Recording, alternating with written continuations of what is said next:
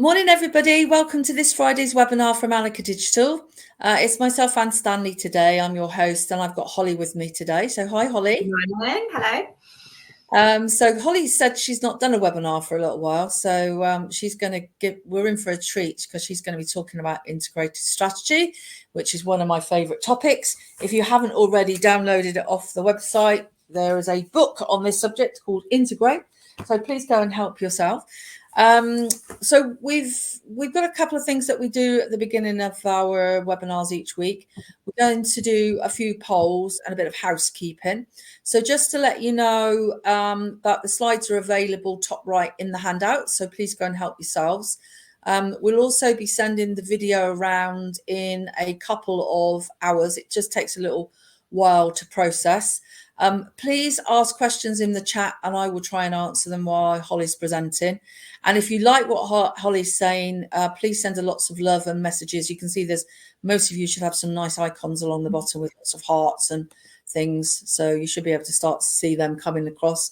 We will ask at the end, I'll give you some links to things like the new training courses that are coming in. Oh, we've got some people sending love. This is what we like to see. They haven't even seen you speak, Holly, and they're sending their love. I love it.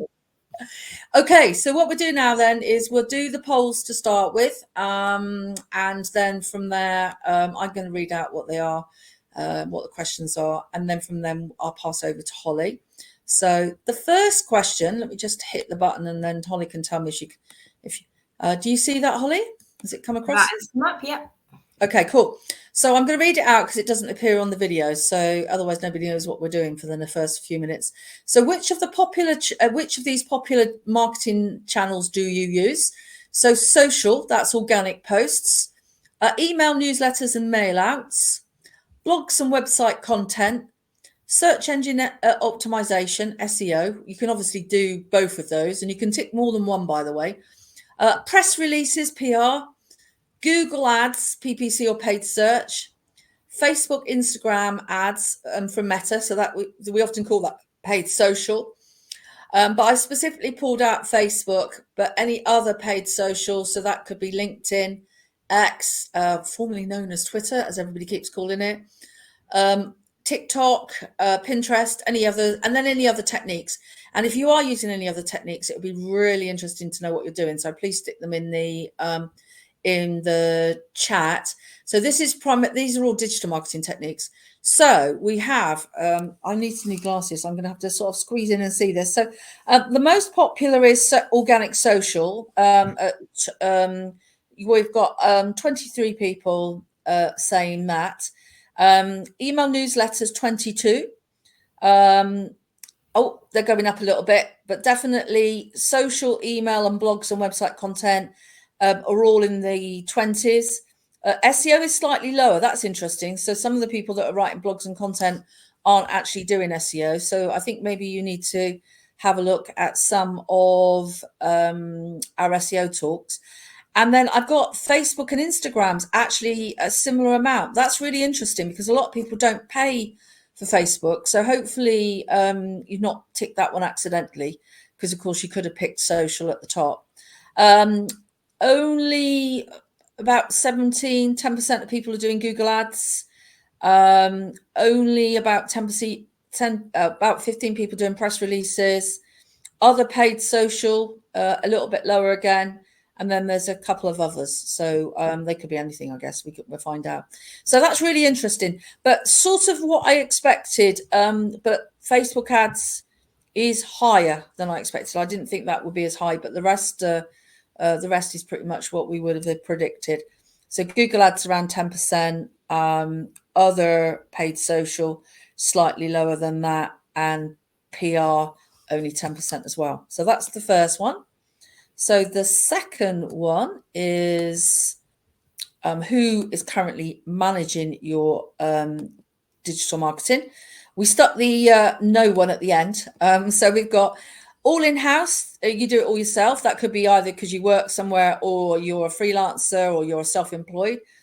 You have one agency and they might be working with the in-house team as well. Multiple agencies. So you've got different agencies helping you with different things. So you might have a agency, a PR agency, paid.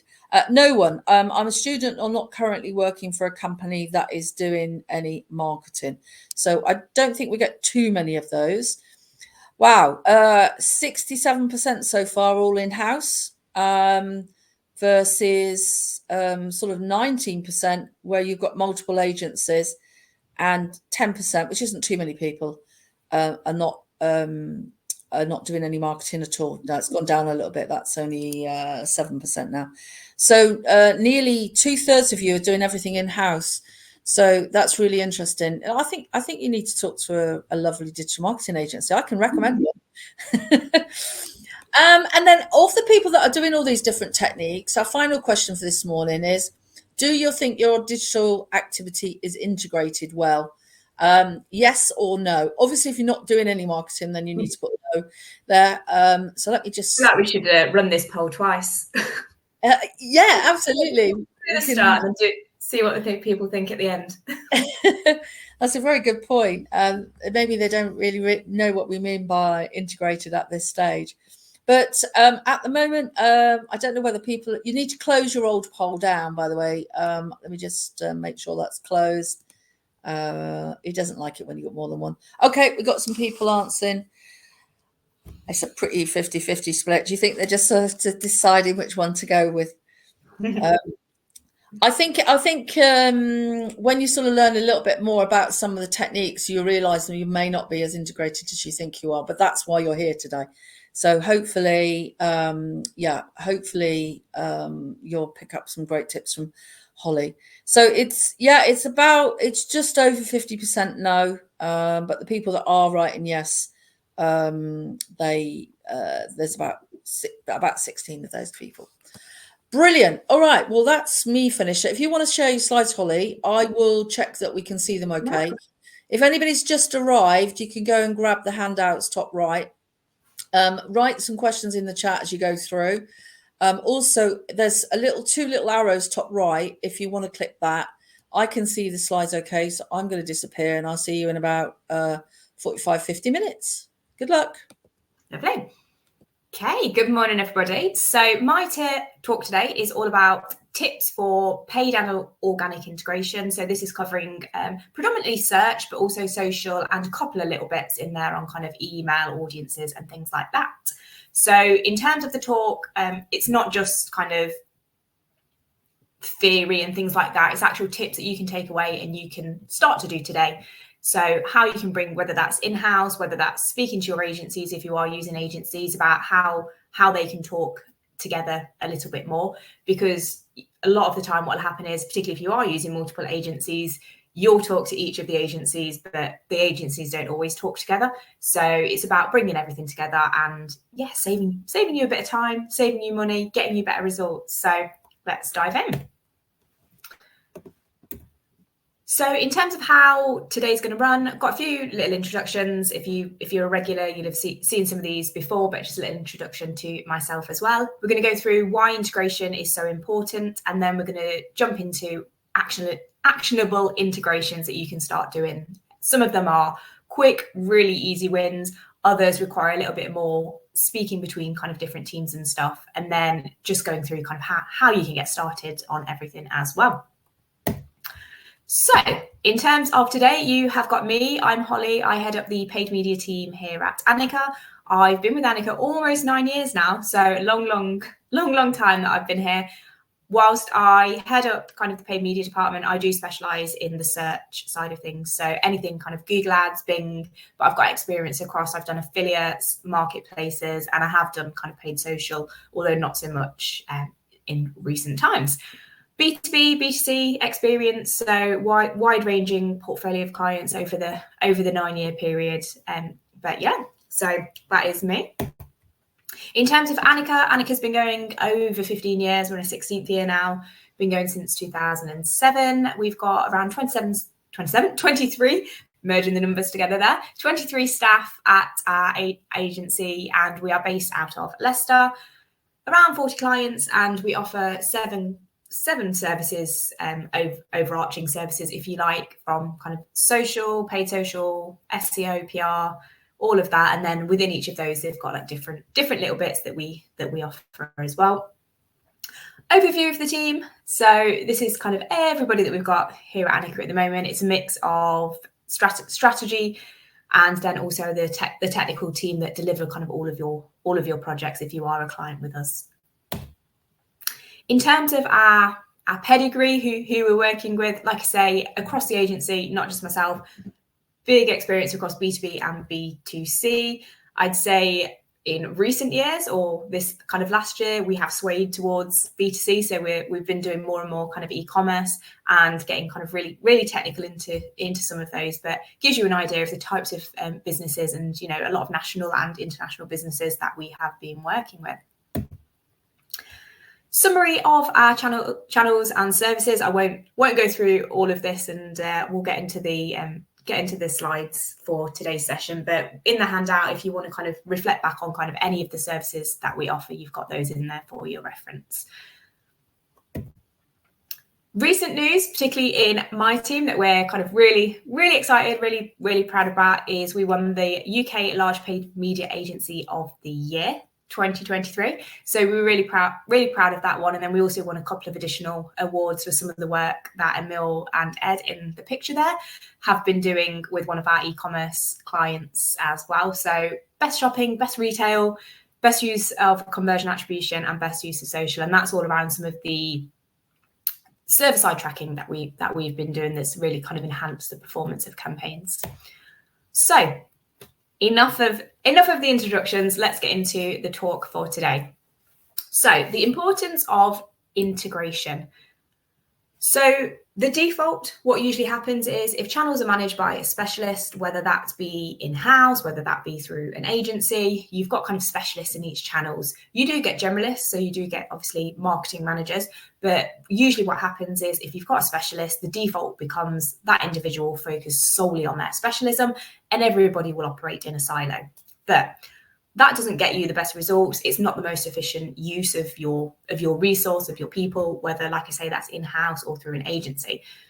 So what are the impacts of silos? You've got really inefficient use of time. So things like you'll be doubling up on tasks. So if you're thinking about things like keyword research, well, if you're running a Google Ads campaign and you're also doing SEO and you're optimizing your website, if everybody's operating independently and they're just focusing on their area, then each of those teams is doing that task. Whereas if you join together, you can be more efficient and you can do that task once. It also means at some point your results are going to start to stagnate. If you're not talking to each other, if you're not learning from one another, it does just mean that, you know, you run out of opportunities to grow. You're not sharing insights, you're not sharing data, you're not sharing audiences. And it just really means that essentially you kind of stagnate. You hit the top of where you can get with any kind of one channel, and then it just kind of plateaus out from there. Depending on the business, this is going to happen at different points. It could be, you know, years down the line, it could be within the space of a year, but depends on the size of your business. But over time, things will start to stagnate if you're not innovating and you're not kind of working together. And then that ties into the missed learnings that you essentially miss. If you're not sharing data, if you're not kind of learning, and essentially from some of the channels, you can learn things quicker. And we'll go into some of those as we go through the deck today. So it's time to abandon these silos, start integrating, start working together. But why? What are the benefits of doing so? So what you can achieve, going back to those reasons or the downfalls of not integrating, is on the flip side of that, if you do integrate, you can become more efficient. So like I was talking about, those kind of specific tasks around kind of keyword research or audience build and things like that, you can just deduplicate your tasks, do it once, share it across both teams, and you just get better data, better insights from doing that as well. You get your data faster. So we'll look at some examples of things like understanding what messaging works a lot quicker by using two channels together, understanding what landing pages perform better and getting that data quicker. So you become more efficient, you learn quicker, and you get results faster. You can also share your learnings. So just because, you know, you're focused on your one channel, you want to understand how your overall website is performing, it's better if your channels talk together, and you get more data that way as well. And this all ties back into improving your results. So if paid and organic search are working together, it gives you a better opportunity to really dominate those search listings. It can increase your visibility, it can increase your exposure, and it can increase your website traffic. And that all comes through dominating those search listings, but also having your ad appear in multiple places. And in addition to that, through kind of the visibility, if you're sharing things like audience data, then your ad can appear to multiple users across various different channels. So it follows them around the web. So really, really important in terms of getting your visibility and exposure out there.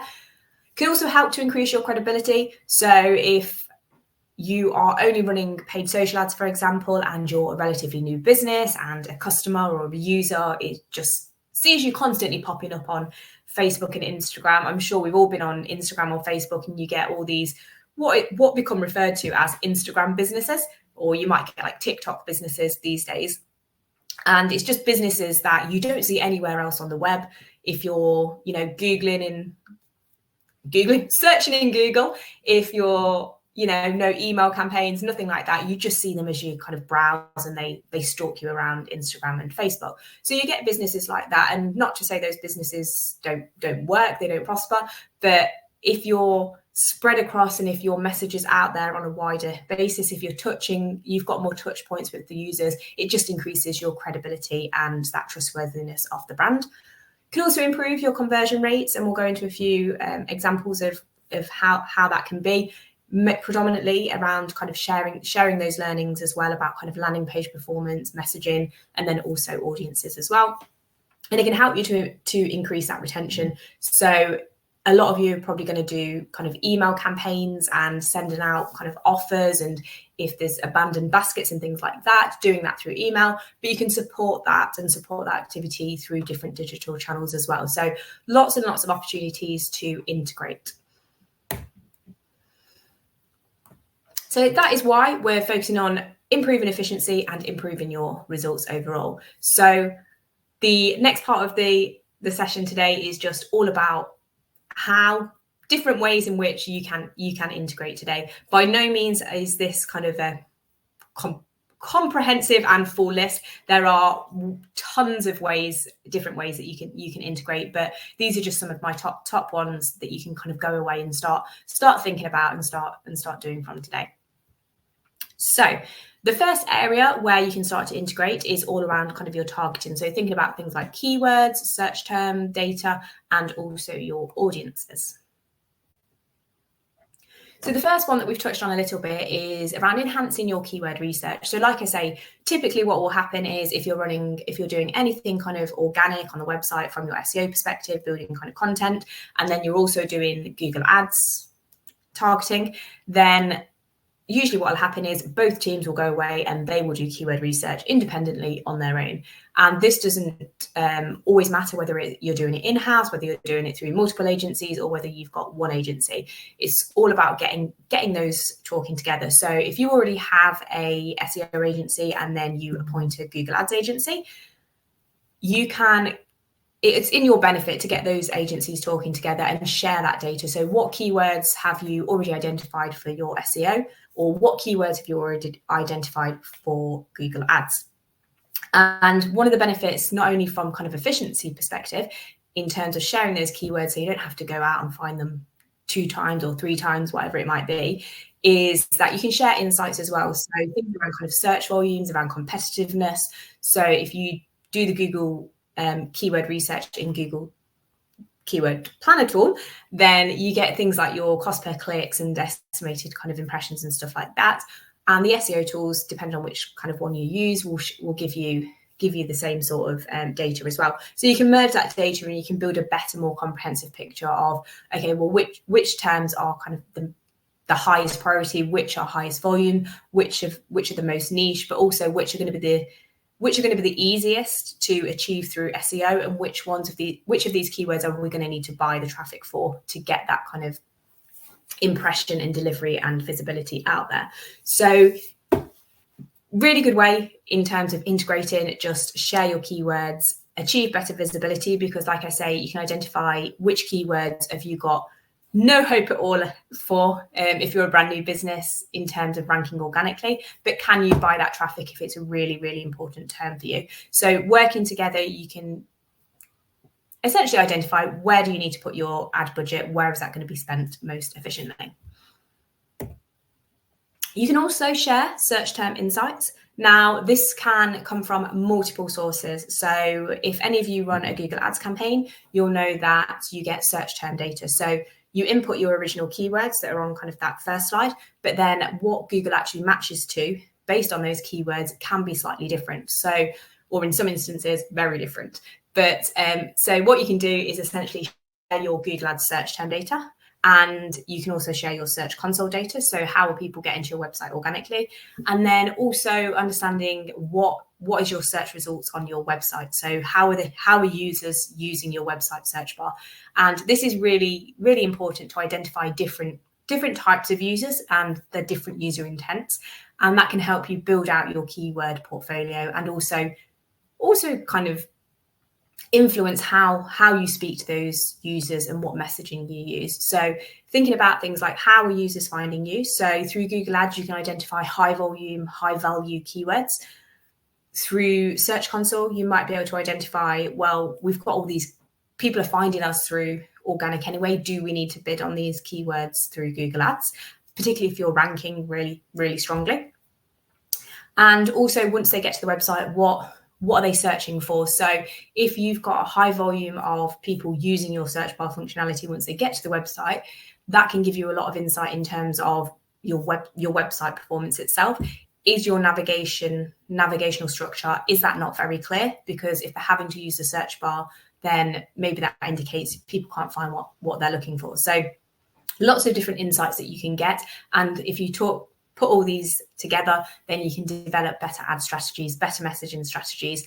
And particularly, if you've got a lot of people searching for specific things when they get to the website, you can build that into your Google Ads strategy, and you can start landing users directly on pages that they're searching for. So it can all of this data is out there. It's just about using it to your advantage. You can also use it to help you identify high volume search terms in Google Ads. So it doesn't matter if you've got kind of whatever your initial keyword puts in, you might find new and interesting keywords that perform really well for your business. So if you've got high volume search terms, you can start to say, well, actually, let's feed these back to our SEO team, and we can start developing content specifically around these search terms because we know they're high value, we know they're of importance. And also, if you start to look at data around things like which search terms convert the best, then that gives you a bit of guidance in terms of which are the most important keywords to get you ranking organically, because that can save you budget in the long run. And then, like I say, you can also improve your landing page and site navigation. So if you know people aren't finding what they're looking for through your navigation, well, you can start to use things like heat mapping software to understand how users are interacting on your website, and really kind of improve that to reduce the user's need to use that search bar. So the search bar's there, it's great, it's useful for the user, but what you don't want to do is you don't want the user having to rely on that search bar to find what they want on the website. So by getting all of this information, like I say, you can either start developing ads that land users directly on the pages that they've been searching for using the website search bar, and then you can also use it to develop your website navigation as well. Audience insights, really big one that you can start to use today. So things like where PPC, for example, will drive higher traffic volumes, you can understand a lot quicker from your Google Analytics data which audiences are the most engaged. So when users are landing on the website, whether that is different, so in Google Analytics, you can see kind of in-market audiences, affinity audiences, you also get the demographic data and things like that. So start to break down and start to build audience personas within Google Analytics.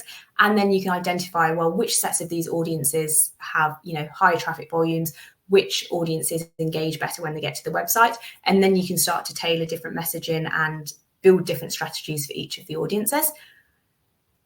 Using PPC to get this data, it's just a lot quicker. So generally speaking, particularly if you're a relatively new business and you don't have really strong kind of organic presence, then PPC is a quick way to send high volumes of data and high volumes of traffic to your website. Obviously, you do have to pay for this traffic, but it's just a way to get to information and data quicker. But it helps you to identify, real-time audience characteristics. So these users they're not you because you get that data so quickly. You're not looking at years-old data of an audience persona that may have changed and developed over time. You can see that real-time audience characteristics. So, on a Monday, on a Friday, are the types of users coming to your website the same types of users? And once you have this information, once you understand the types of audiences, what their interests are, what their demographic makeup is, you can start to use this to power your content creation. So you can produce content, whether that's blogs, whether that's specific content on your product pages that talk to specific types of users and why they might use this specific product. Then you can build content that is specifically catered to this audience. There's also different audiences that you can get through different platforms. So I've spoken a lot about SEO and paid or integration. But the other thing that you can also do is, so through Bing Ads or Microsoft Ads, they are partnered with LinkedIn. So essentially what you can get within Microsoft Ads is you can get audience data based off of company and industry demographics. And this is all powered through LinkedIn audience data. So within Microsoft, you can see all of this data if you set up your search campaigns, and you can target people based off of this data as well.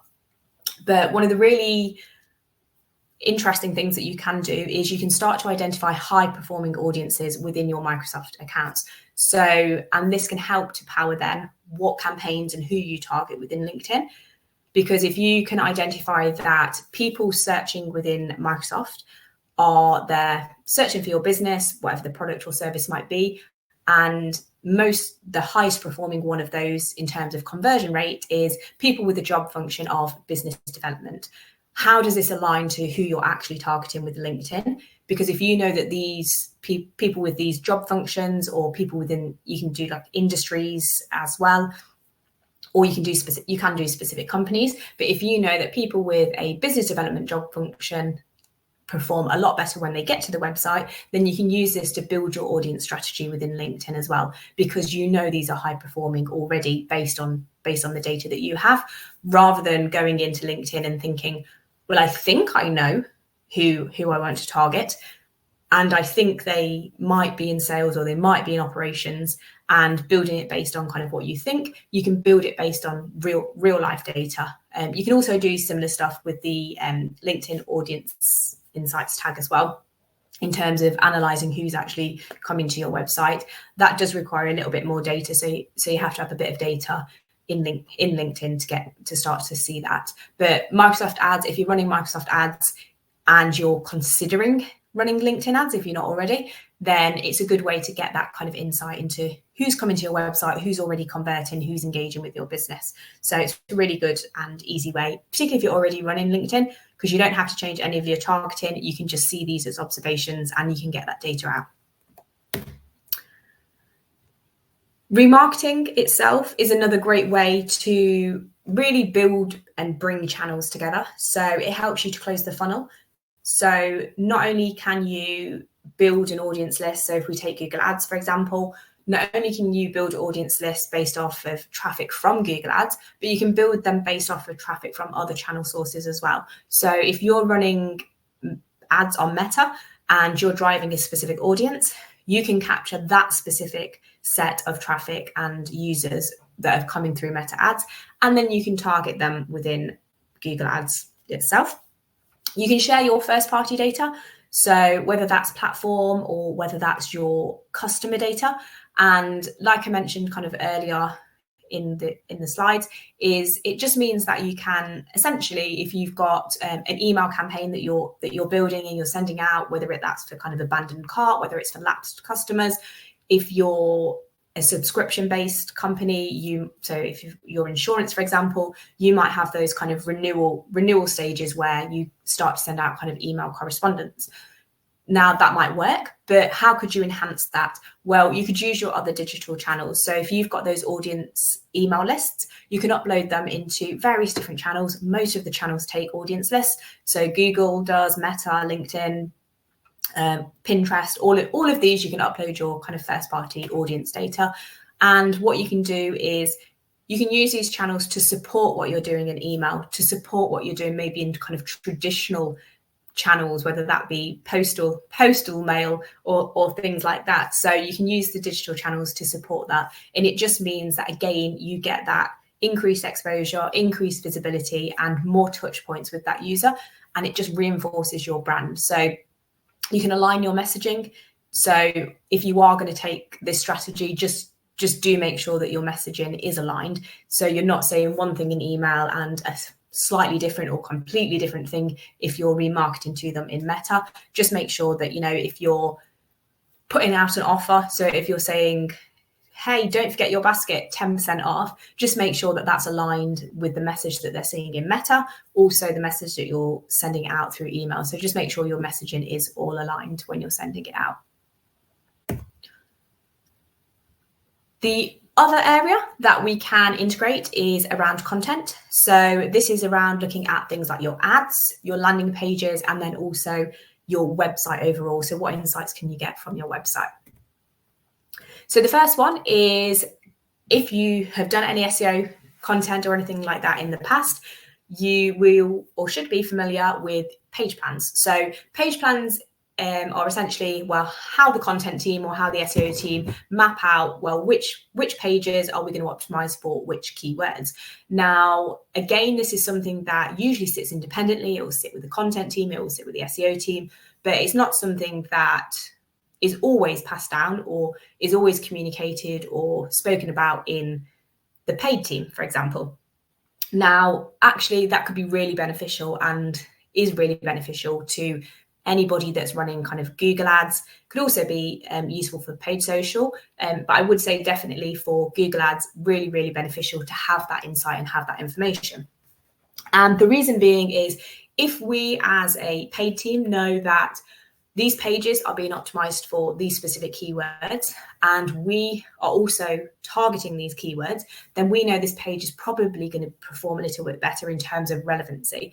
Now, relevancy is a massive thing within Google Ads because it's how Google determines whether to show your ad or not, and also how much you're going to pay for that ad to be delivered and clicked on. So if we know these pages have been optimized for specific keywords, they're really relevant to kind of what our ads are going to be pushing, then we can start to send our ads to these pages that are being developed. So it's just about understanding which pages are being optimized, which pages, if you've got a massive site, it might not be that some pages are going to be optimized for 6 months or a year's time. It might be that they're going to take a little bit of time. So understanding which pages are high priority, are getting optimized first, and also what keywords that those pages are actively targeting, you might be able to identify better pages to send your ad traffic to.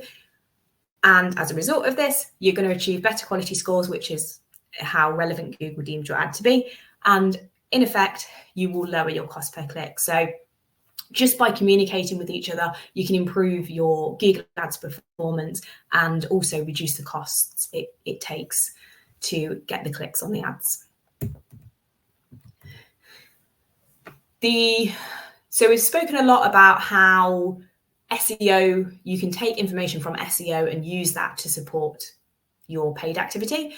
But actually, there's a lot of data that can go back the other way as well. So one of this is getting first-hand insights from Google. So the Keyword Planner tool, by its nature, it's used for keyword research. It's about finding keywords that have got search volume, understanding their competitiveness, etc.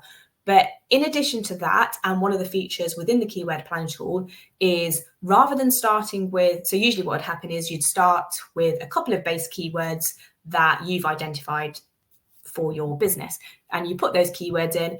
Google takes those keywords and it goes away and it finds other keywords that are connected to these, and you build a pool based on that.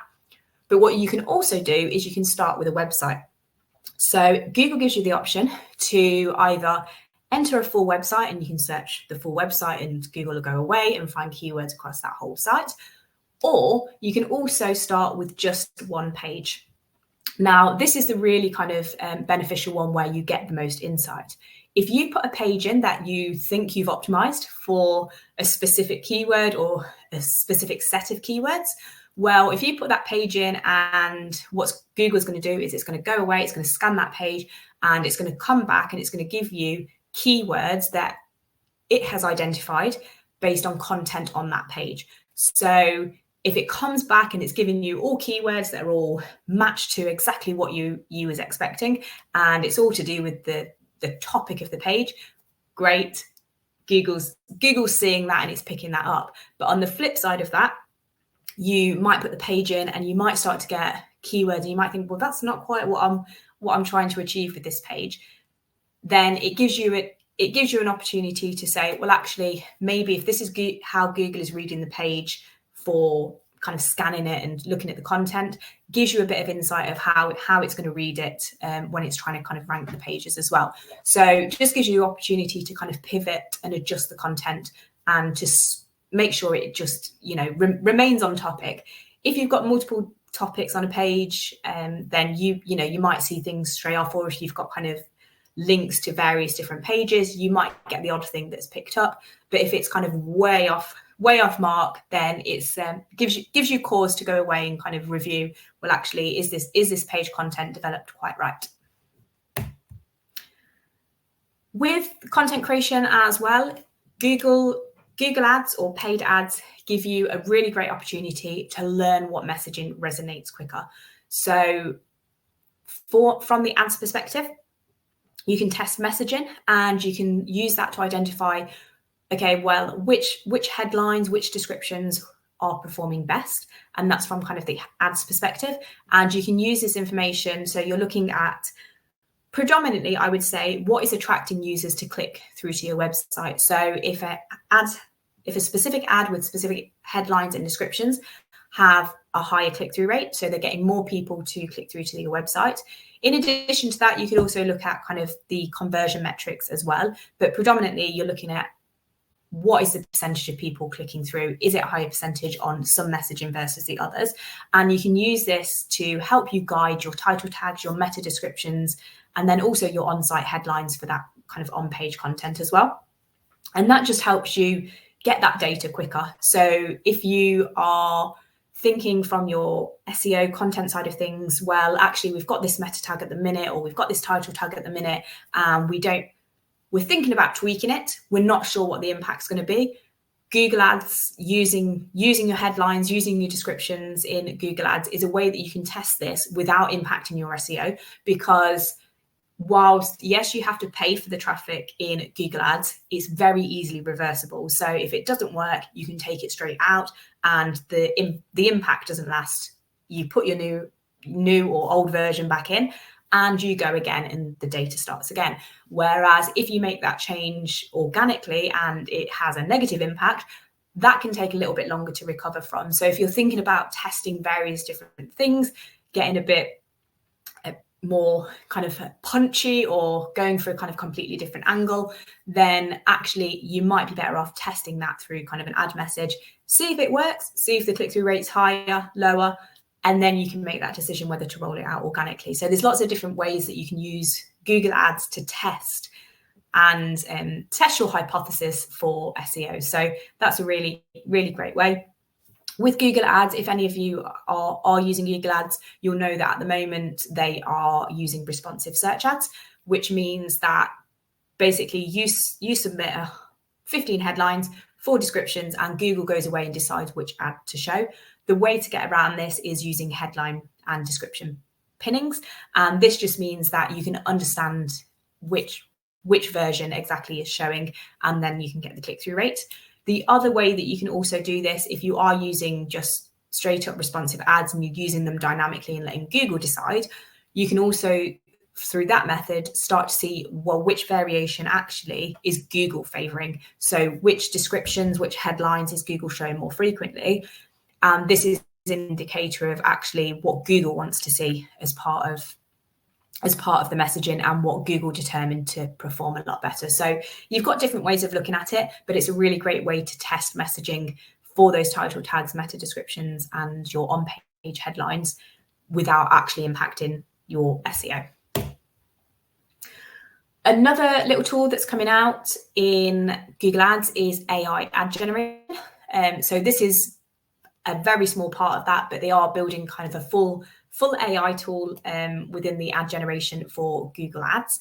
And whilst as advertisers, some of the headlines it gives back, you might be like, I don't know, and that's not quite what kind of I'm going for.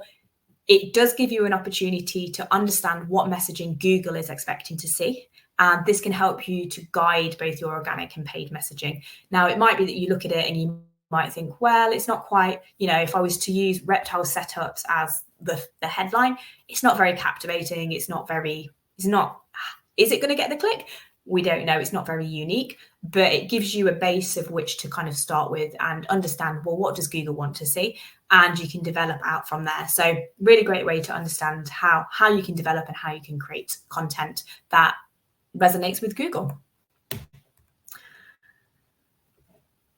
You can also use Google to test updates to product titles. So you can do this through various different tools. This on the right-hand side, this is a tool called Product Hero. And what you can do is, so if you were to update a title, again, coming back to like the meta descriptions and title tags, if you were to update those live on the website, that impact is felt immediately. And whether that be positive or negative, you don't know till you put it out there. But also with SEO, it can be slower to then regain that back if it does have a negative impact. So again, Google Ads is a great way to test your product attributes and how adjusting these might improve your performance. So you can test updates to the product titles through Google Shopping. If you note again an improved click-through rate, then again you can roll this out. It could be click-through rate. Again, look at the secondary metrics that are things like your conversion rates. Keep those in mind as well, but ideally the aim is that you'll get an improved click-through rate. So you can do this in Merchant Center, you can do this through Google Sheets, you can also do this through feed optimization tools. Like I say, this one here, this is Product Hero, but there's a whole host of different tools out there. And it just means that it's a lower risk than changing it live on the website. You can test the impact, see how it works. Again, if it doesn't work, go back, readjust. You know what you've changed. You've got kind of the records there, and you can revert or you can introduce a new test until you find what improves that click-through rate. But again, like I say, if it's a negative impact, you can just strip it back and almost immediately that's back to kind of what it was. So keep in mind that it's just an easier way, a safer way, and a more controlled way to test these impacts.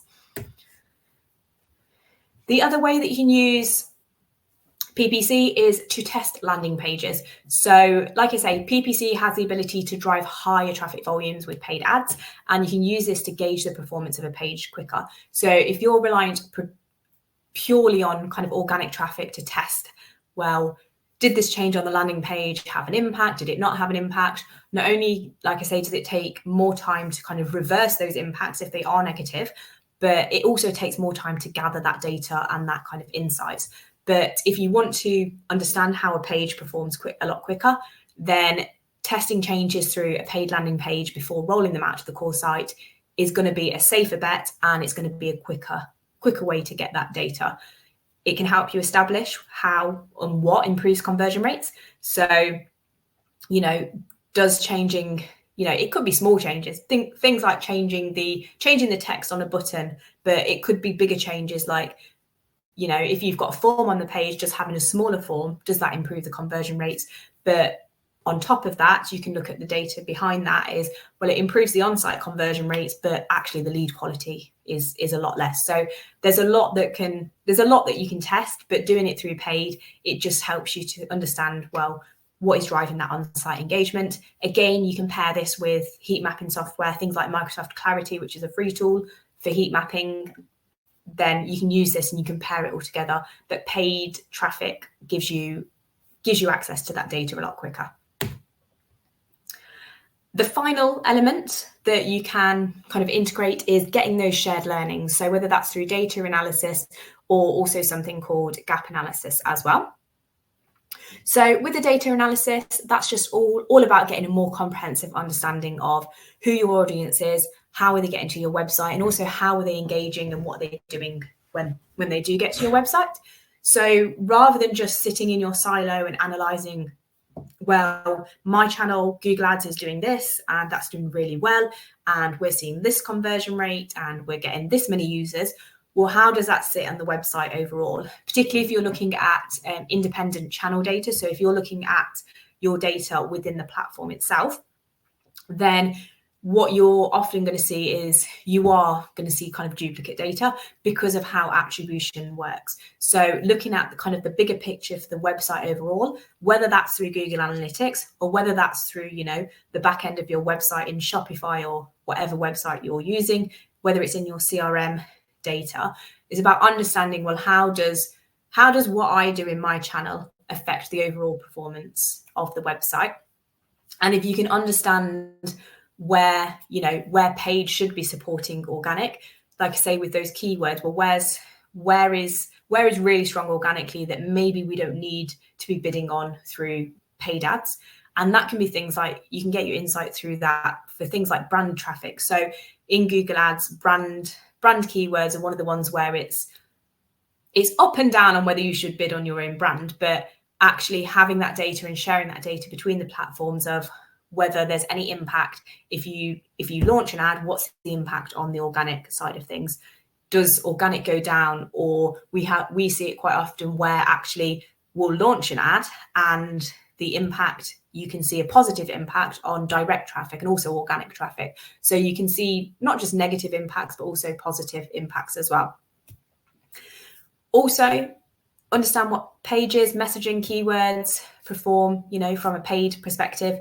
And then you can use this to adjust what your priorities are organically. So if you know there's a keyword or a search term out there with really high search volume and paid is taking that click at the minute, it's got really good conversion rate. Like I say, you can use that information to say, well, actually, that should be a high priority keyword for optimizing on the website, and hopefully over time start to take some of that paid traffic organically. And that just means that you've got more budget efficiency and you can use that budget then elsewhere to discover new keywords.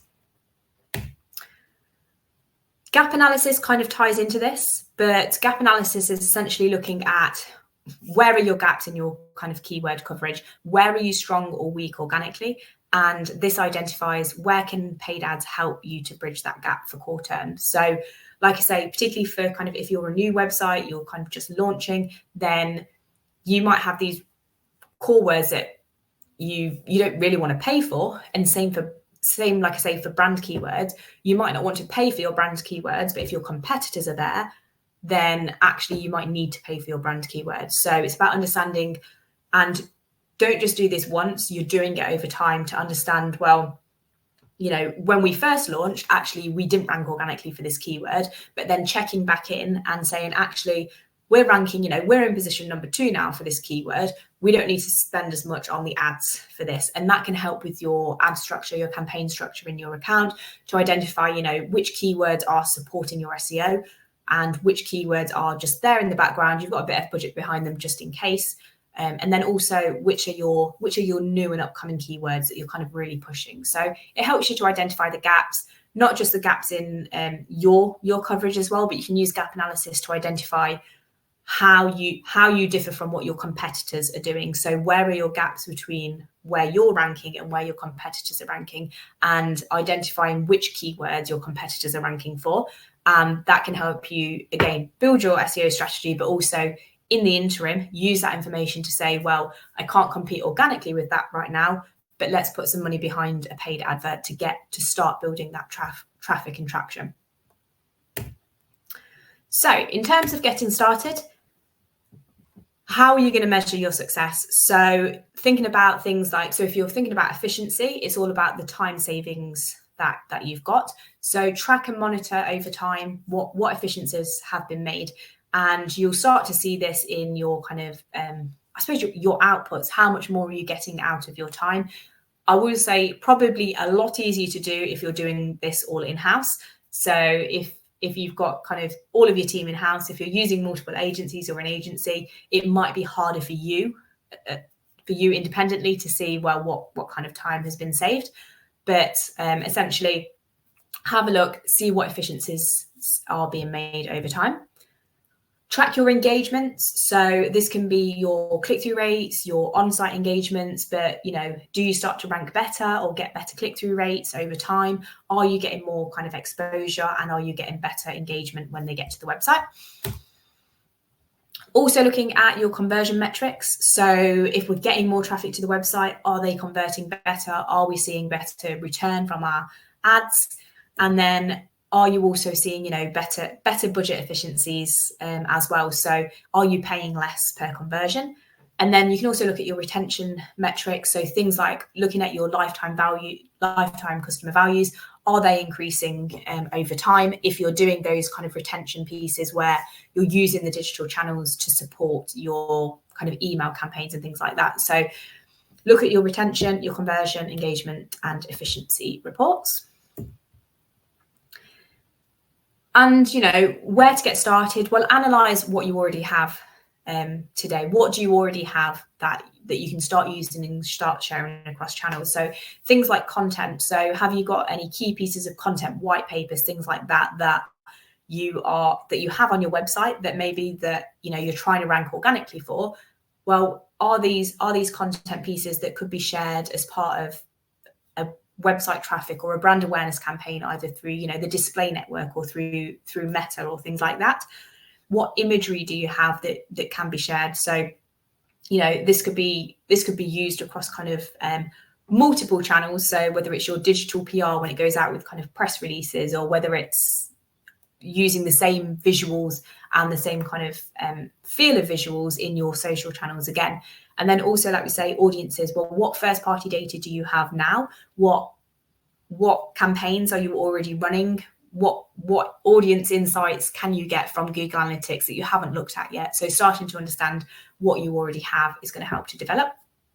And then understanding, most importantly, what are your current objectives and goals per channel, and how can each channel support the other channels as well. So whilst it's all well and good kind of integrating, and some of the elements are worth doing regardless of what's your objective and what's your goals, but thinking about going back to kind of those messaging angles and testing the messaging, just making sure that if you're testing a message angle for your SEO and your content-based piece, just make sure that aligns, and you want to test it through paid, just making sure that does align with the objective of the campaign that you're testing it in. So if you're in a sales campaign, don't test, obviously like a brand awareness type messaging, but just making sure everything kind of aligns to your objectives and goals as well.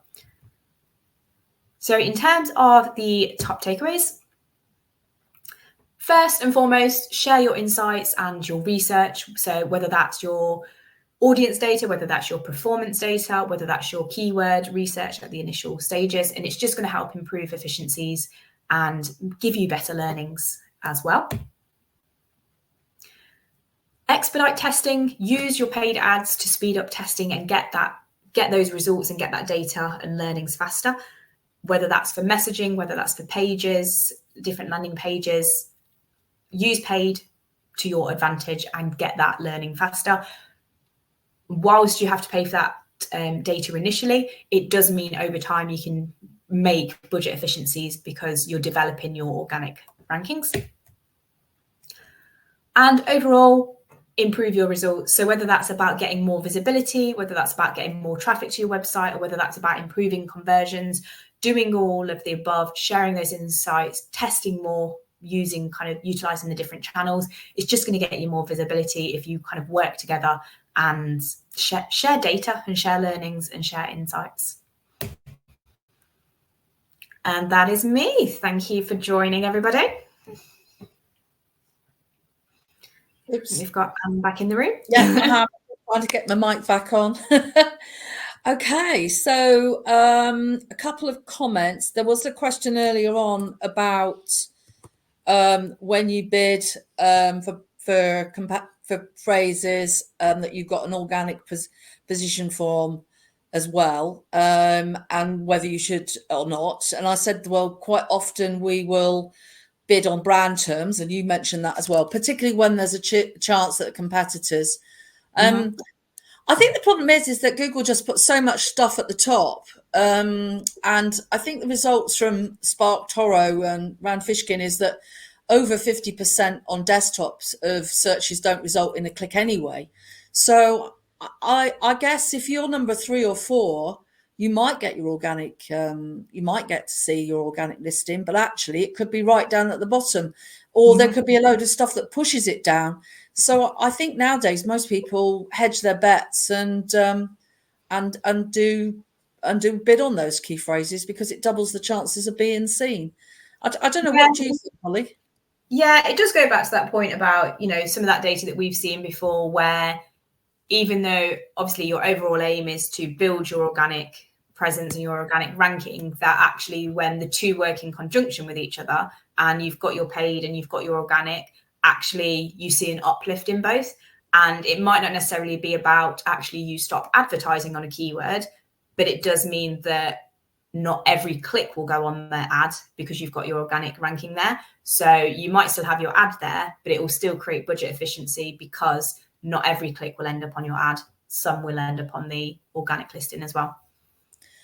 Okay, I've got quite an SEO question here. I don't think it was mentioned I'll leave that today. one for you. That's okay. I'll try and have a go. I don't know if Brad's watching this morning. I have a question about the significance of backlinks. Is building strong backlinks profile as crucial as it seems? They are implying, Google's implying it's not as important as it was, because at one point I think the argument was that if you have without backlinks you can't get found. It really depends on who you're competing with. It depends if you're in the Premier League. If you're competing against Amazon or Wikipedia, then it's going to be really, really, really difficult for. It's going to be really difficult to compete. But if you're in a very niche area, it might be a lot easier. So what we tend to use is Ahrefs and get a sort of a domain authority, and that's out of 100. And you really want to be above 30. But in some sectors you need to be above 50. So so what you tend to do is you tend to look at how well your competitors doing and benchmark yourself that way. Yeah, we use Ahrefs for that. Also somebody else's, so Holly's put in the link for the webinars, all the webinars, all the historical ones. There's over 150 recordings, so you should be able to go and find some stuff on SEO on there. I've put in the training where I'm actually going to bring that up as a link. So we've got free training courses again in January starting. So if any of you are interested, I definitely, we've got courses in all the East Midlands, Norfolk, Suffolk, Greater Lincolnshire, and Rutland. So if you want to click on that link, you go to the training page, and at the bottom, then you find your correct area, because each area has got its own application form. There's just another question there for you, Holly, about starting paid. I'm just about to type reply, but I will say it out loud.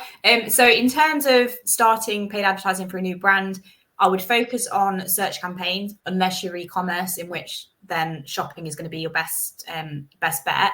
In terms of using that to test for organic, I mean, you're going to get the learnings kind of anyway, but when you're developing your ad copy, I mean, in terms of the keywords that you pick the ones that are of the highest value to your business. So think about, if I was searching for my business, what would I be searching for? If you have got a limited budget, you're not going to be able to do everything all at once. So it might be that, for example, you've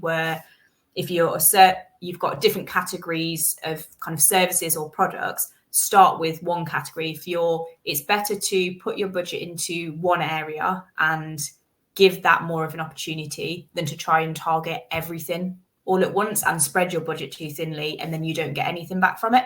So start in one area. Depends how limited your budget is, and it depends on your industry. So some industries, £1,000 budget would be extremely small because your cost per click, so if you think about, so industries like the insurance or anything like that, lawyers, anything, they have really, really high cost per clicks. It can be over £10 a click. So £1,000 budget in that industry is really small, but £1,000 in an e-commerce perspective can go quite a long way. So it depends what you're describing as kind of a limited budget. But I would say focus on one category, pick a category, pick an area. And in terms of kind of testing the messaging, you're going to come up with similar messaging to what you'd want to put kind of on your website anyway. So it's all going to be relatively the same. It's just about that you can use, if you do have an organic presence. And like I say, with Google Ads, you can have more than one ad. So you can have your main ad that you're going to use anyway. And then you can introduce a test ad if you want to test some kind of different messaging that you could use from an organic perspective and get it that way. So different options, but I would say if you're limited, pick a category that your top category, for example, that you want to kind of push.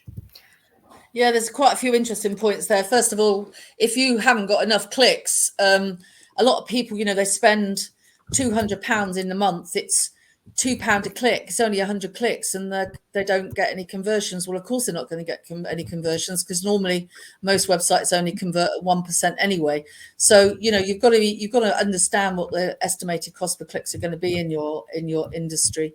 The other interesting thing is the other way around. For a lot of websites that have got a very low domain authority and are unlikely to get found high rankings, you've got to build that authority up over several months. And actually, it's quite unlikely that SEO could work for you initially. So how the hell do you decide which key phrases to optimize for? So if you do PPC first, then you can find out if it converts. And then maybe those are the ones you invest in from an SEO perspective. So I think there's a lot of lessons that can be gained from having a little bit of both, or creating an integrated strategy. But generally, for new websites that aren't going to get found, Google Ads is going to get you the most likely to actually make you money. I don't think there's any other questions, and we've gone past 10. I did bring up a little review for Holly, so if any of you haven't seen it, I did the reviews.io, but also there's a Google review there.